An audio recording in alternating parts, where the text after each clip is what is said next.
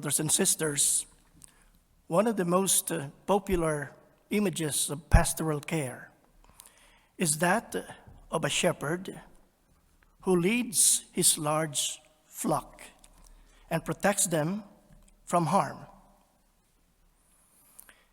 In the time of Jesus, many herds consisted of thousands of sheep, and their sheer number requires highly skilled men to look after them and know even how to cure their ailments. Hyenas, jackals, and wolves roamed the hills, as well as robbers, and the shepherds were usually armed with a knife or a cudgel, a staff. The shepherd's care and courage were legendary. The wandering figure of the Good Shepherd, anxiously tending his sheep to the point where he is willing to surrender his life for them, is the image Jesus uses about himself in today's gospel. That mixture of tenderness and toughness, care and self-sacrifice is one that summarizes his own practice of leadership. It is not a leadership of detachment and defensiveness. Rather, it is a leadership of physical involvement and self-sacrificial love. In the Good Shepherd's foolish, extravagant love, his own matters less than of his sheep. The Good Shepherd is not an image of religious authority that is eternally pleased with its own importance, blind to the useless pain it causes in those it leads. The authority of the shepherd costs the shepherd, not the sheep.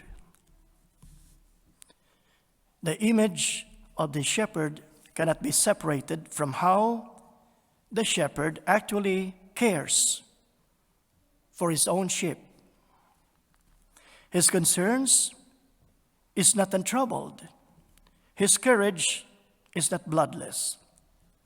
His love is not detached. In his life and death, Jesus sought out the lost, the least, and the last. When he wanted to speak of a tender God, he told the people of a shepherd who, when he loses one of his sheep, leaves the other sheep and goes off in search of the lost one. The shepherd refuses to accept to lose one of his sheep as just one of the things. He searches for the lost until he finds it, and then, taking it on his own shoulders, he returns to share his joy with all his neighbors. And that is our Lord's image of pastoral care.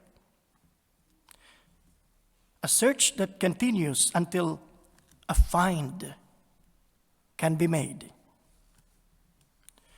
We know, of course, that a search is not automatic after a loss. Many losses are not even registered. Where there is no love, there is no loss. Sad to say that there are even some people who are regarded as no great loss by others.